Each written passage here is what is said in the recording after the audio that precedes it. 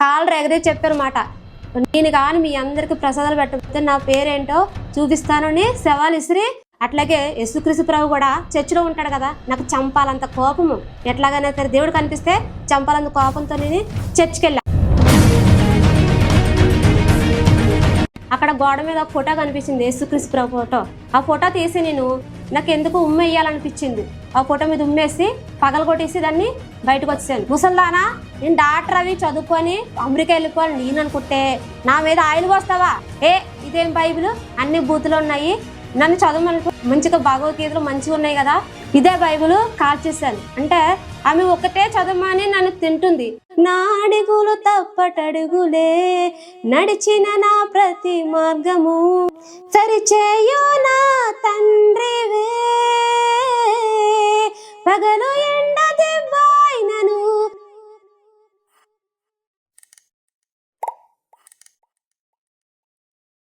Praise the lord. నేను మీ తమ్ముడు జోషిని. ఇప్పుడు ఏలూరు నుంచి సికింద్రాబాద్ ఈ సహోదరిని కలవడం నాకు చాలా సంతోషంగా ఉంది. నేను ఇంటర్వ్యూ ఎందుకు చేయలేకపోతున్నానంటే ఈ జర్నీలోనే చాలా టైర్డ్ అయిపోయి చాలా విధంగా అలసట జరగటం వల్ల నేను ఇంటర్వ్యూలో కూర్చోలేకపోతున్నాను. అందుకనే ఈ సమయాన్ని ఆ సహోదరికి ఇస్తున్నాను. తప్పుకోకుండా మొదటి నుంచి చివరి వరకు ఈ సాక్ష్యం తప్పుకోకుండా చూడండి. ఇప్పుడు అనేక మందిని మీరు మతోన్మాదులు చూస్తున్నారు. ఇప్పుడు ఈ యొక్క సిస్టర్ గారిని ఏమనాలంటే ఒక లేడీ మతోన్మాది అని పిలవచ్చేమో. యేసుక్రీస్తు ప్రభు అంటేనే పడని ఈ సహోదరి, తన చేతితోనే బైబిల్ కాల్ చేసిన ఈ సహోదరి ఇప్పుడు అదే చేతితో ఈ సికింద్రాబాద్ మొత్తం సువార్త చెబుతుంది. ఈ సహోదరి నిజంగా తన జీవితంలో జరిగిన ఆ యొక్క సాక్ష్యాన్ని తప్పకోకుండా మొదటి నుంచి చివరి వరకు చూడండి. ఇంకోటి ఏంటంటే యేసుక్రీస్తు ప్రభు నమ్ముకున్నందుకు మా ఇంట్లోకి రావద్దు అని తల్లిదండ్రులు చెప్పారు. అయినా కానీ నాకు దేవుడే కావాలని చెప్పి తల్లిదండ్రులు సైతం విడిచిపెట్టేసి ఇప్పుడు ఒంటరిగా ఉండి పరిచయం చేస్తూ ఈ సహోదరి చదువుకుంటున్నారు. తప్పకోకుండా ఈ సాక్ష్యం మొదటి నుంచి చివరి వరకు చూడండి. అనేక మందికి ఈ వీడియో షేర్ చేయమని కోరుచున్నాను. Praise lord sister. మిమ్మల్ని మీలాంటి వాళ్ళ కాలం నాకు చాలా సంతోషం.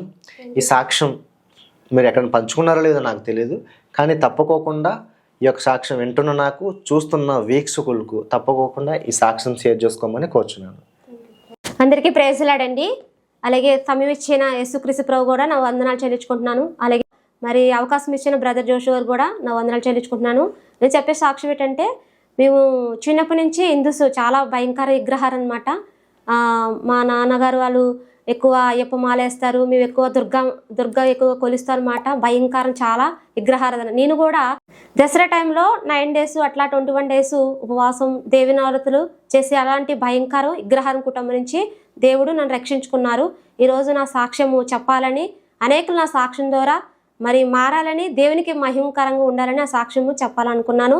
నా సాక్ష్యం ఏంటంటే మేము చిన్నప్పటి నుంచి హిందూస్ అనమాట. అట్లాగే నాకు చాలా క్యాస్ట్ ఫీలింగ్ ఎక్కువ ఉండేది అనమాట. అసలు యేసుక్రీస్తు ప్రభు అన్న క్రిస్టియన్స్ అన్న చాలా ఇరిటేషను. యేసుక్రీస్తు ప్రభు అంటే మన భారతదేశ దేవుడు కాదు కదా, అమెరికా దేవుడు. యేసుక్రీస్తు ప్రభు అంటే పిచ్చోడు, మతోన్మాది, అట్లా చాలా చాలా ఇరిటేషన్ ఉండేది అనమాట యేసుక్రీస్తు ప్రభు నేను చదువుకుని నుంచి. అలాగే స్కూల్ టైంలో కూడా మేము ఓసీ అనమాట. చాలా క్యాస్ట్ ఫీలింగ్, వేరే క్యాస్ట్ అంటే చాలా ఇరిటేషన్ చేసేదాన్ని. స్కూల్ టైంలో నా క్యాస్ట్ వాళ్ళు పక్కన కూర్చోవాలి, నేను బాగా చదువుదాన్ని, బాగా గర్వం ఉండేది. వేరే క్యాస్ట్ అంటే చాలా ఇరిటేషన్ చేసేది అనమాట. మా చిన్న వయసులో స్కూల్ ఫ్రెండ్స్ కూడా క్రిస్మస్ టైంలో వాళ్ళు క్రిస్మస్కి రమ్మంటే నేను వెళ్ళేదాన్ని కాదు. ఏంటంటే తొక్కు క్యాస్ట్ పండగకి వెళ్తే మా ఇంట్లో ఒప్పుకోరన్నమాట. నేను అట్లా మా ఫ్రెండ్స్ని తిట్టిదాన్ని. హాలిడేస్లో మా అమ్మమ్మ వాళ్ళ ఇంటికి వెళ్ళినప్పుడు మా దూరపు రిలేటివ్స్ ఒక యేసుప్రభుని నమ్ముకున్నామన్నమాట.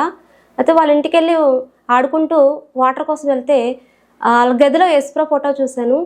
ఆమెను అడిగితే నేను అడిగాను, అంటే నాకు 5th class చదువు చాలా చిన్నదాన్ని.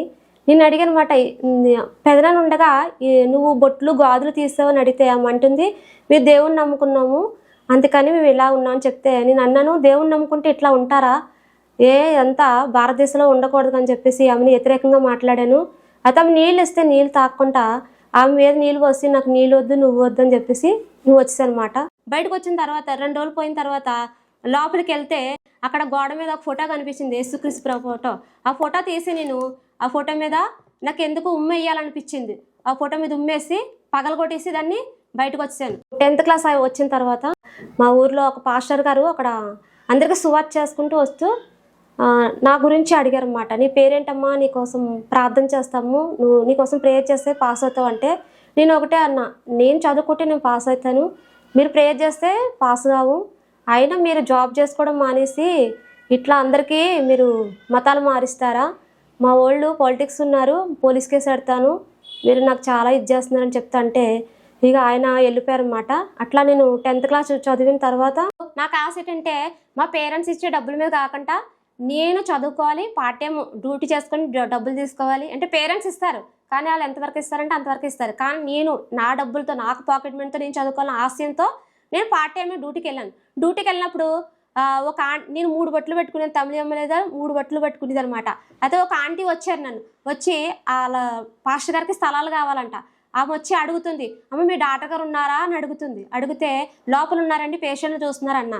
కానీ ఏసే నన్ను ప్రేమిస్తున్నారంటే ఇగో నాకు సువార్త ఏం చెప్పకు, మా డాక్టర్ గారితో పని, నాతో నీకు పని లేదు వెళ్ళంటే ఆ 3 రోజులు వచ్చి కూడా నాకు చెప్తూ ఉంది. అబ్బాయి ఎక్కడికి వెళ్ళినా ఇదే గోలా, ఏసే గోలా అనుకున్నా. తర్వాత ఆమె వెళ్ళిపోయిన తర్వాత ఒక పాస్టర్ గారు వాళ్ళ పాపకి హాస్పిటల్ తీసుకొచ్చారన్నమాట. తీసుకొచ్చి అయితే నా దగ్గర, నేను రిసెప్షనిస్ట్ కాబట్టి నా దగ్గర అన్ని రాయించుకొని ఇంజక్షన్ చేసిన తర్వాత ఆయన కంటిన్యూగా 1 రోజులు వాళ్ళ పాపని తీసుకొచ్చారు. తీసుకొచ్చిన తర్వాత నేను ట్రీట్మెంట్, ఇంజక్షన్ అన్నీ బాగా చేస్తున్నాను కాబట్టి అయితే ఆయనకు అనుకున్నాడంట, ఈమెయితే పాస్టర్ గారు అదే పెద్ద బిషప్ అమ్మగారికి ట్రీట్మెంట్ చేస్తే బాగుంటుంది అని చెప్పేసి ఆయన నాకు అడిగారన్నమాట. సరే నేను వస్తాను కానీ పాస్టర్ గారు, మరి నాకు వాక్యాలు కానీ దేవుడి గురించి కూడా చెప్పొద్దు, ఏంటంటే మీరు డాక్టర్ అయిన తర్వాత అందరికీ ట్రీట్మెంట్ చేయాలా, మేము మతాలతో కాకుండా అందరికీ ట్రీట్మెంట్ చేస్తాం కాబట్టి మాకు ఈ వాక్యాలు అవి చెప్పదు పాస్టర్ గారు అని పాస్టర్ గారు చెప్పాను. చెప్పిన తర్వాత సరేనమ్మా నీకు ఇబ్బంది పెట్టరు, మంచిగా చూసుకుంటారు పాస్టర్ అమ్మ గారు అని చెప్పేసి నన్ను తీసుకెళ్ళారు. తీసుకెళ్ళిన తర్వాత అయితే అప్పుడు క్రిస్మస్ టైంలో వాళ్ళందరూ సెలబ్రేషన్ చేసుకుంటున్నారు. అయితే నేను ఒక రూమ్లో కూర్చొని నేను చదువుకుంటున్నాను అన్నమాట. చదువుకుంటే వాళ్ళు నా కోసం ఒక వాగ్దానం తీశారు. వాగ్దానం తీసి అది క్రిస్మస్కి జనవరి 1st తీస్తారు కదా, ఆ వాగ్దానం తీశారన్నమాట. తీసి వాళ్ళు నాకు వాగ్దానం తీసుకొచ్చి ఇగో దేవుడు నీకు ఈ వాగ్దానం ఇచ్చారు, నువ్వు దేవుని సొత్తు అంట అంటే యెషయా గ్రంథంలో ఒక వాగ్దానం చూపించారు అన్నమాట. పేరు పెట్టి నేను పిలిచాను, నువ్వు నా సొత్తు అంటే ఇదంతా గ్యామ్లింగ్, చిలక దోచేసుకు ఇది, ఈ నాకేం చెప్పకండి, ఈ మీరు తీసుకోండి, నాకేం చెప్పకండి, నేను చదువుకోవాలా అని చెప్పేసి వాళ్ళని చాలా ఇదిగా మాట్లాడాను. మాట్లాడిన తర్వాత వారం రోజులు అయిపోయింది. వాళ్ళ ట్రీట్మెంట్ మంచిగా చేస్తుంది, ఈ అమ్మాయి బాగా చేస్తుంది అని చెప్పేసి వాళ్ళు మంచిగా నన్ను బాగా చూసుకునేవారు. తర్వాత ఆ ముసలం పాస్టర్ గారు వాళ్ళ అమ్మగారికి డ్రెస్సింగ్ చేస్తున్నారు. ఆమె ఆ రోజు శుక్రవారం అన్నమాట, ఉపవాసంతో ఉందంట. ఉపవాసం ఉందంటే మరి ఆమె ఏం చేసిందంటే నేను ఆమెకు మొత్తము స్నానం చేపించి డ్రెస్సింగ్ చేసి కూర్చోబెట్టి ఆమె బైబిల్ చదువు, అయితే నేను బైబిల్ చదువుకుంటాను, ఆ బైబిల్ ఇవి అంటుంది. నాకు అస్సలే ఇష్టం లేదంటే మళ్ళీ బైబిల్ నన్ను ఇవ్వమంటున్నావు, నేను ఇవ్వనంటే నన్ను తీసుకొచ్చి ఇవ్వమంటుంది బైబిల్. సర్లే ఇలా తీసుకొచ్చి ఇలా పడిచేసిన తర్వాత ఆమె ఏం చేసింది, ఇక పక్కన ఆయిల్ ఉంటే నేను కాలేజీకి వెళ్ళిపోతుంటే నన్ను పిలిచి వంగో అన్నది. నేను వంగోని అన్నాను. ఎందుకు వంగాలని వంగంటే సర్లే అని చెప్పేసి ఆమె ఏం చేసింది, నా తల మీద ఆయిల్ పోసేసింది, నువ్వు నాకులాగా పెద్ద బిషప్ అవ్వాలని. నాకు ముసల్దానా, నేను డాక్టర్ అవి చదువుకొని అమెరికా వెళ్ళిపోవాలి నేను అనుకుంటే నా మీద ఆయిల్ పోస్తావా, నువ్వు వద్దు, నీ డబ్బులు వద్దు అని చెప్పేసి నేను బయటకు వచ్చేసాను. అయితే ఆ తర్వాత నాకు డబ్బులు కూడా ఇచ్చారు. నేను ఇంటర్మీడియట్ చదువుకున్నప్పుడు పక్కనే మా ఒక క్రిస్టియన్ ఆంటీ వాళ్ళు చర్చికి పోయేవారు. అయితే ఆమెకు బైబిల్ చదువుని రాదంట, నన్ను బైబిల్ చదవమంటుంది. నేను అప్పటికే ఈ భగవద్గీత అవి చదువుతూ వాటిలో ధ్యాస ఉంది. ఏంటంటే నాకు పోతులూరు వీరబ్రహ్మం గారి చరిత్ర అవన్నీ బాగా చదువుతాను అన్నమాట. చదువుతాం బైబిల్ చదవమంటుంది. నాకు రోజుగా నాకు క్లాస్ బీగుతుంది, బైబిల్ చదువు, నాకు చదువు రాదంటే నేను బైబిల్ చదువును, నాకు అసలు దేవుడే ఇంట్రెస్ట్ లేదు కదా, నాకెందుకు చెప్తావు ఆంటీ అంటే ఒకసారి చదువు అని అంటుంది. ఇదేం బైబిల్, అన్ని బూతులు ఉన్నాయి, నన్ను చదవమనుకో, ఇదిగో మంచిగా భగవద్గీతలు మంచిగా ఉన్నాయి కదా, బైబిల్ చదవమంటే అంటే ఆంటీతో నాతో ఒక అరగంట సేపు గొడవైన తర్వాత ఇక ఆంటీ ఈయనట్లా చదువు అంటుంది. నన్ను కోపం వచ్చి బైబిల్ తీసుకొని 2 పేజీలు చింపేసి అక్కడ అగ్గుపుల్లు అంటే కాల్చేసా. కానీ కాల్స్తే ఇది కవరు చెరగలేదు కానీ మొత్తం పేపర్స్ అన్ని కాలిపోయాయి అనమాట. ఇదే బైబిల్ కాల్చేసాను అంటే ఆమె ఒకటే చదవమని నన్ను తింటుంది. నాకు కోపం వచ్చి బైబిల్ 2 అక్షరాలు చింపేసి కాల్చేసాను అనమాట. అప్పుడు నన్ను ఆంటీ బైబిల్ చూడు కాలిపోయింది, ఇప్పుడు భగవద్గీత తీసుకో అంటే అప్పుడు ఆంటీ బాధపడింది. క్రిస్మస్ టైంలో ఒక ఆంటీ నన్ను చర్చికి రా అంటే నేను అన్నాను ఆంటీకి, సరే క్రిస్మస్ చర్చికి వస్తాను, నువ్వు నా గుడికి వస్తావా అని అడిగా ఆంటీకి. సరే వస్తాను అన్నది. అయితే క్రిస్మస్ టైంకి వాళ్ళు బిర్యానీ కేకు పెడతారు. అయితే నేను అన్నాను, ఇది కూడా ప్రసాదమే కదా, మరి యేసుప్రభు ప్రసాదం నేను తింటున్నాను కదా, మరి మా ప్రసాదం నువ్వు తింటా కదా అని తింటానంది. సరే నేను బిర్యానీ కేకు తినేసి ఇంటికి వచ్చేసా. శుక్రవారం రోజు గుడికి పోయి కొబ్బరికాయ తీసుకొచ్చి ఆంటీకి ఇస్తే మేము తినకూడదు అని. ఎందుకు తినవు? నువ్వు నిన్న చర్చికి వచ్చినప్పుడు మేము అది కేక్ తిన్నాం, బిర్యానీ తిన్నాం, అది ప్రసాదమే కదా, యేసుప్రభు కూడా విగ్రహారాధనే కదా, మేము చేసి కూడా విగ్రహారాధనగా తినమంటే మేము తినకూడదు అని చెప్పేసి ఆంటీ లోపలికి వెళ్ళిపోయింది. అయితే వెళ్ళిపోతే నేను అన్నాను, నువ్వెందుకు ఇట్లా చేస్తున్నావు ఆంటీ, నిన్ను వచ్చినప్పుడు నువ్వు తినాలి కదా అంటే తిన్నంది. అయితే మీ క్రిస్టియన్స్ అందరికీ నేను ప్రసాదాలు పెడతాను కాళ్ళు ఎగరే చెప్పారన్నమాట.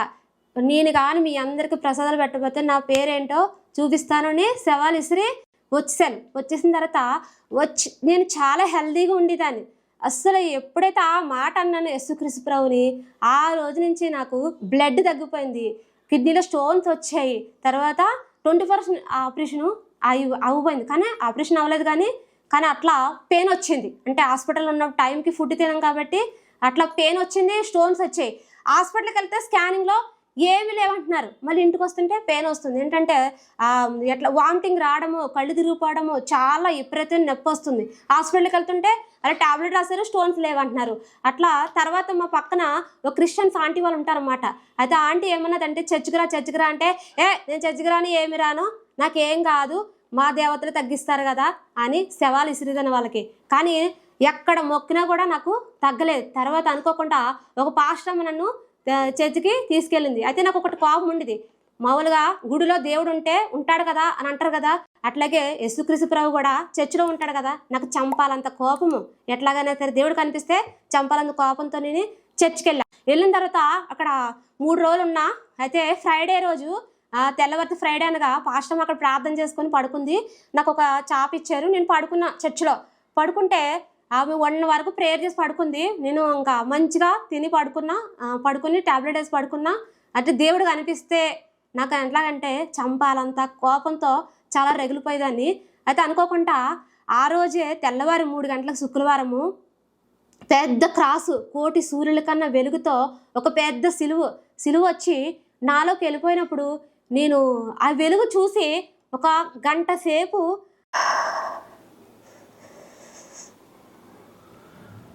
థ్యాంక్ యూ జీసస్ బాబా షబారా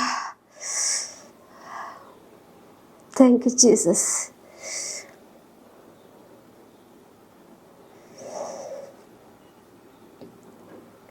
థ్యాంక్ యూ జీసస్. ఆ రోజు ప్రభు నాకు తెలియదు ఆయన అలాగ ఉంటాడండి. పెద్ద క్రాస్ వచ్చి నాలోకి వెళ్ళిపోయిందనమాట. మా పాస్టర్ని పిలుద్దామంటే నాకు నోరు రావట్లేదు.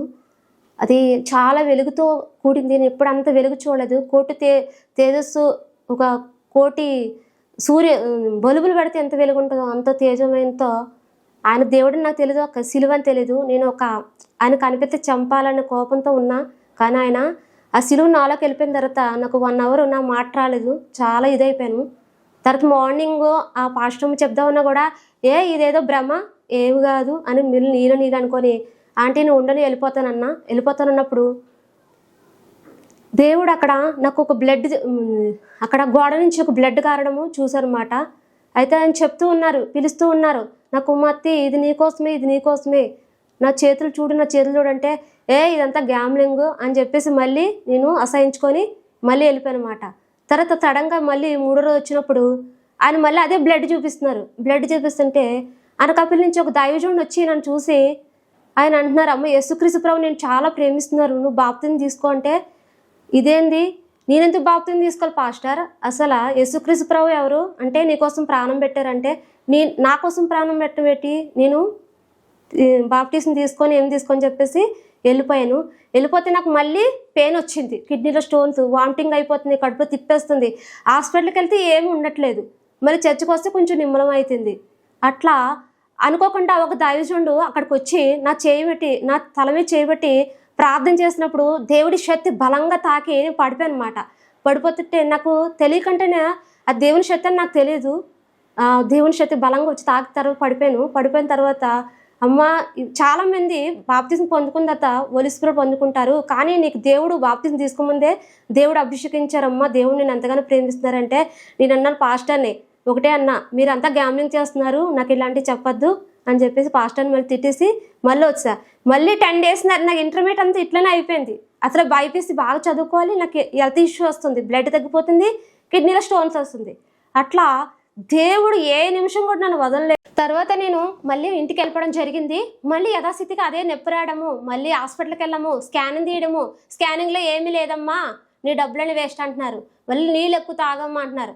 కానీ మళ్ళీ పెయిన్ వస్తుంది, చాలా విపరీతమైన పెయిన్. ఏంటంటే ఒక 10 నిమిషాలు కూర్చుంటే మళ్ళీ ఒక అరగంట సేపు పడుకోవాలి. మళ్ళీ నేను బైపీసీ చదువుకోవాలి. ఎప్పుడు చదువుకోవాలి? చాలా కష్టం, చాలా భయంకర నొప్పితో మరి ఉన్నప్పుడు మామూలుగా మా వాళ్ళందరూ ఇక్కడికి ఆ గుడికి ఈ గుడికి అన్నీ తీసుకెళ్ళారు, ఎక్కడ కూడా తగ్గలేదు. మా వాళ్ళందరూ కూడా హాస్పిటల్ తీసుకెళ్లారు, స్కానింగ్ చూపించారు, అనేక మెడిసిన్ వాడాను, దేవాలయానికి వెళ్ళాము, అన్ని తిరిగాము, కానీ తగ్గట్లేదు. ఏంటంటే 10 నిమిషాలు కూర్చుంటే అరగంట సేపు పడుకోవాలి. అటువంటి సిచ్యువేషన్ లో ఉన్నప్పుడు బయట ఉన్నంతసేపు చాలా పెయిన్, విపరీతం నొప్పి వచ్చేది. తర్వాత మళ్ళీ చర్చికి వెళ్తుంటే తగ్గేది. మళ్ళీ మనకి చర్చ్ వద్దు ఏమొద్దని నేను మళ్ళీ దేవుని దూషించి బయటకు వచ్చేదాన్ని. అట్లా 1 మంత్ అట్లా చాలా విపరీతంతో బాధపడి ఇక లాస్ట్కి మా వాళ్ళు అందరూ గుడికి దేవాలయానికి అన్నీ తిప్పారు. ఇక లాస్ట్కి నాకు ఆలోచించుకొని మళ్ళీ చర్చికి వెళ్ళడం జరిగింది. ఒక దైవజనుడు వచ్చారన్నమాట. వచ్చినప్పుడు ఆయన ప్రార్థన చేశారు. ప్రార్థన చేసినప్పుడు నా పెయిన్ అది ఒక 2 మంత్స్ నుంచి ఎంతో బాధతో ఉన్నప్పుడు ఉన్న బాధ ఆయన ప్రార్థన చేసేగానే నేను కళ్ళు తిరిగి పడిపోయాను అన్నమాట. తర్వాత నాకు చాలా హృదయంలో ఒక నెమ్మది, శాంతి అనిపించిన తర్వాత ఆయన చెప్పారు, యేసయ్య నిన్ను ఎంతగానో ప్రేమిస్తున్నాడమ్మా, నువ్వు యేసయ్య నిన్ను ప్రేమిస్తున్నాడు కాబట్టి నువ్వు బాప్తిసానికి సిద్ధపడంటే నేను అన్నాను, నేను బాప్తిసం సిద్ధపడను కానీ నమ్ముతా, కానీ బాప్తిసాన్ని మాత్రం నేను తీసుకోనని చెప్పేసి ఆ పాస్టర్గా చెప్పేసి మళ్ళీ బయటకు వచ్చిన తర్వాత మళ్ళీ 1 వీక్ వచ్చిన తర్వాత మళ్ళీ విపరీతమైన పెయిన్ మళ్ళీ వచ్చేది. ఇక అనుకోకుండా నేను మళ్ళీ చర్చికి వెళ్ళడం జరిగింది. మరి పాస్టర్ అని చెప్తే ఆమె మాకు బాప్తిసం తీసుకోవడానికి మరి బాప్తిసానికి దేవుడు సిద్ధపరిచాడు. బాప్తిసం తీసుకున్నాం, కానీ బాప్తిసం తీసుకున్నట్టు మా ఇంట్లో చెప్పలేదు నేను. మరి అక్కడ బాప్తిసంకి వెళ్ళినప్పుడు అక్కడ వాళ్ళు అడుగుతారు, అంటే అమ్మ నీకు ఎవరన్నా మరి దేవుడి గురించి ఎవరన్నా ప్రెజర్ చేశారా, లేకపోతే నీ ఇష్టపూర్వకంగా నువ్వు తీసుకున్నావు అని అడిగినప్పుడు లేదండి, నా యేసుక్రీస్తు ప్రభుని ఒకప్పుడు దూషించాను, కానీ నన్ను ప్రేమించాడు కాబట్టి నేను ఇష్టపడి తీసుకుంటున్నాను అని అన్నప్పుడు అది నీటిలో ముంచగానే అయితే నాకు ఒక ఆలోచన ఉండేది. ఏంటంటే మా పేరెంట్స్ చెప్పుకుంటా నేను బాప్తిసం సిద్ధపడ్డాను కాబట్టి వాళ్ళు నన్ను ఏమన్నా ఇబ్బంది పెడతారేమని నేను బొట్టు పెట్టుకుందాం అనుకున్నా. ఎప్పుడైతే నీటిలో ముంచారో నన్ను ముంచగానే దేవుని శక్తి బలంగా తాకి నాకు ఆలోచన అంతా తీసేశాడు దేవుడు. తీసిన తర్వాత నేను ఇంక బొట్టు మీద నాకు ఇంట్రెస్ట్ లేకుండా రక్షించుకున్నాడు. కానీ ఒకటేంటంటే మా ఫ్యామిలీ చాలా భయంకర విగ్రహారాధన. అయితే బాప్తిసం తీసుకున్న తర్వాత మా ఊరు వెళ్ళనమాట. అయితే మా మామయ్య వాళ్ళు అందరూ నన్ను చాలా ఇదిగా మాట్లాడారు. ఇగో తక్కువ క్యాస్ట్ వచ్చింది, ఇక యేసుప్రభువుని నమ్ముకుంది, తక్కువ కులంలో పెళ్లి చేసుకుంటుంది, పరువు తీసేసింది, చాలా అంటే ఎంత టార్చర్ పెట్టారంటే భయంకరంగా టార్చర్ పెట్టారు. ఒక్కొక్క మాటలు మాట్లాడేవారు. అసలు ఆ మాటలకి చాలా ఏంటంటే చాలా జీవితం అంటే ఇరట్ వచ్చింది చాలా. ఇక మా అన్నయ్య ఒక పక్క నుంచి, మా నాన్న ఒక పక్క నుంచి, మా అమ్మ ఒక పక్క నుంచి చాలా భయంకరంగా విమర్శంగా మాట్లాడారు. మా మామయ్య కూడా ఇది ఇంకా అందులోకి వెళ్ళిపోయింది, ఇక తక్కువ క్యాస్ట్లోనే పెళ్లి చేసుకుంటుంది అని భయంకరంగా తిట్టాడు. తిట్టిన తర్వాత నేను చదువుకోవడానికి హైదరాబాద్ రావడం జరిగింది. కానీ ఇప్పుడు ఏంటంటే వాళ్ళు ఒకటే అంటున్నారు, నువ్వు యేసుక్రీస్తు ప్రభువుని నమ్ముకుంటే నువ్వు మా దగ్గర రావద్దు, నీకు మేము కావాలంటే ఆ దేవుని వదిలిరా అని వాళ్ళు మాట్లాడుతున్నారు. కానీ నేను యేసయ్య గురించి నా పేరెంట్స్ కూడా వదులుకొని యేసయ్య గురించి జీవిస్తున్నా. ప్రజలు యేసుక్రీస్తు ప్రభువుని అంగీకరించి ఎవరైనా కనిపిస్తే, పాస్టర్స్ అయినా విశ్వాసాలను కనిపిస్తే చాలా విమర్శగా మాట్లాడేదాన్ని. తక్కువ క్యాస్ట్ దేవుడిని నమ్ముతున్నారా, అమెరికా దేవుడిని నమ్ముతున్నారా, అసలు ఏంటి భారతదేశంలో ఉన్నాం కదా అనే విధంగా నేను మాట్లాడేదాన్ని. కానీ ఆ సిచ్యువేషన్ నా దగ్గరకు వచ్చినప్పటికీ వాళ్ళ బాధ, వేదన అన్నీ కూడా నాకు అర్థమయ్యాయి. ఏంటంటే మా వాళ్ళు ఏమంటున్నారంటే, నువ్వు యేసయ్య నమ్మితే నువ్వు మా దగ్గరికి రావద్దు, యేసుప్రభును వదిలేసి వస్తేనే మేము చూసుకుంటాం, నువ్వు యేసయ్య అంటున్నావు కదా, నీ యేసుప్రభువే నీకు అన్నీ చేస్తాడు అనే విధంగా వాళ్ళు మాట్లాడారు. నా పేరెంట్స్ కన్నా ఏంటంటే ఒకప్పుడు ఈ నోటితోనే యేసుక్రీస్తు ప్రభు దేవుడు కాదు, అమెరికా దేవుడు అని తిట్టాను. కానీ ఈ రోజున యేసయ్యలోకి వచ్చిన తర్వాత నేను ఒకటే తెలుసుకున్నాను, ఏంటంటే ఈ లోకంలో దేవుని కన్నా ఏది కూడా ఎక్కువ కాదు, దేవుడి తర్వాతే పేరెంట్స్ అన్నా. అయితే మా పేరెంట్స్ ఏమన్నారంటే, నువ్వు యేసయ్యను వదిలేసి వస్తేనే మా దగ్గర రా అన్నారు. కానీ నాకు యేసయ్య తర్వాత మీరు అని చెప్పేసి నేను చెప్పి బయటకు వచ్చేసాను. నాకు చిన్నప్పటి నుంచి సినిమాలు పాటలు పాడే చాలా మంచి స్వరం ఇచ్చాడు. నాకు స్కూల్ టైంలో కూడా నేను సినిమా పాటలు పాడినప్పుడు మా ఫ్రెండ్స్ అందరూ రికార్డ్ చేసి నీ వాయిస్ బాగుంది అనేవారు.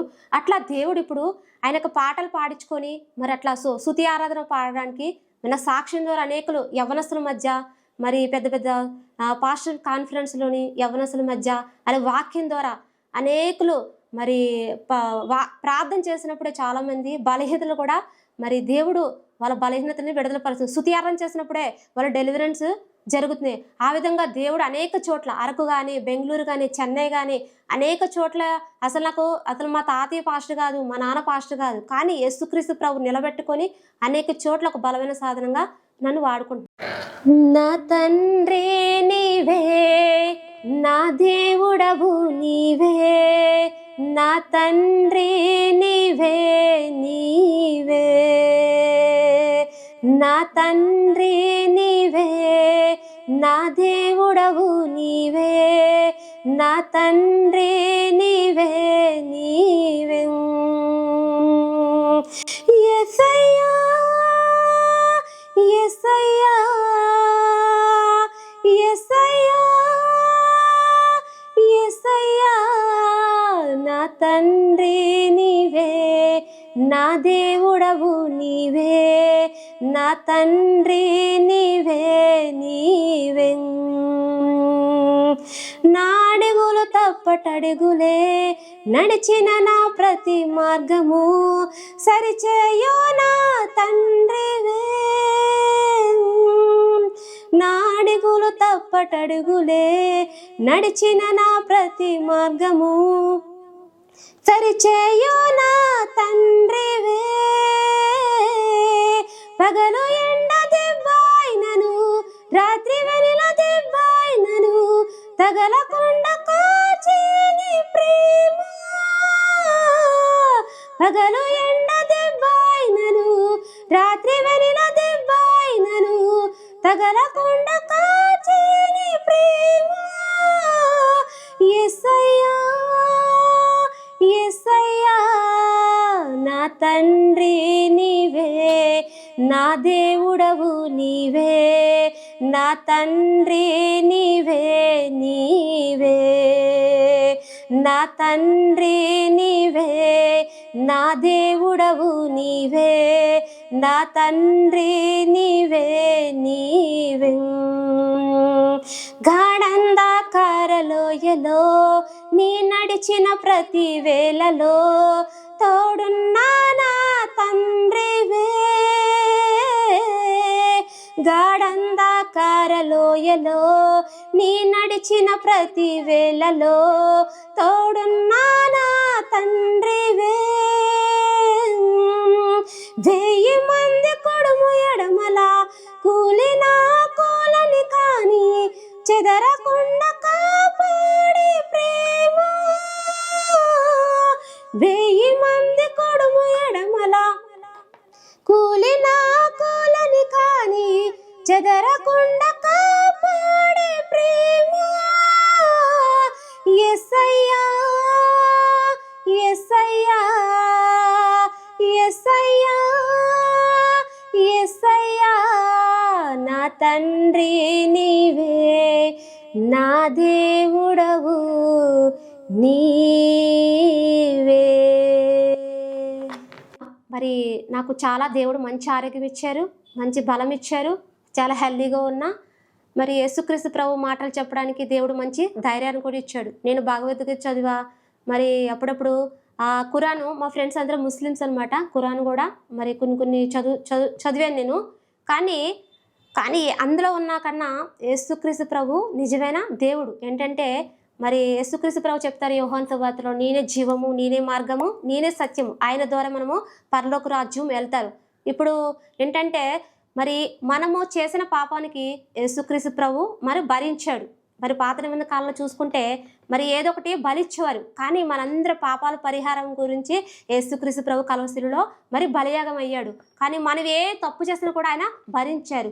ఆయన జీవం నిత్యజీవం ఉంది. కాబట్టి నేనైతే మరి అందరికీ దేవునికి వాక్యాన్ని మరి ప్రకటించడానికి దేవుడు నాకు మంచి ధైర్యాన్ని ఇచ్చాడు, మంచి బలాన్ని ఇచ్చారు. ఎక్కడికల్లా కూడా దేవుడు మాటలు చెప్పినాడు, వాళ్ళు ఇంట్రెస్ట్ కూడా కలిగి దేవుడు యేసుక్రీస్తు ప్రభువుని కూడా వాళ్ళు కూడా నమ్ముతారు. ఇక సాక్ష్యాన్ని బట్టి ఏంటంటే, ఇక సాక్ష్యము ఎందుకు చెప్తున్నానంటే, ఇప్పుడున్న సిచ్యువేషన్ బట్టి మరి చాలామంది అంటున్నారు వీళ్ళ మతాలు మాలిస్తున్నారు అని చెప్తున్నారు. కానీ యేసుక్రీస్తు ప్రభు దర్శిస్తేనే ఎవరైనా ఆయనకు మహిమని, ఆయన ప్రేమని చెప్తారు. కానీ ఇది మతము, నాకెవరో మతం మార్చలేదండి, యేసుప్రభు దర్శించాడు కాబట్టి ఏ నోటితో ఆయన యేసుక్రీస్తు ప్రభు దేవుడు కాదన్నానో అదే నోటితో దేవుడు యేసయ్య నేనే నిజమైన దేవుడని నా ద్వారా చెప్పించారు. యేసయ్య నా జీవితంలో కలిగిన అనుభవం బట్టి నేను చెప్తున్నాను. ఈ సాక్షిని బట్టి యేసయ్యకే మహిమ కలుగాక. ఇప్పుడు ఏ నోటితో యేసుక్రీస్తు ప్రభుని దేవుడు కాదన్నానో అదే నోటితో అనేక చోట్ల ఆయనే దేవుడు అని చెప్పే విధంగా నన్ను మార్చుకున్నాడు.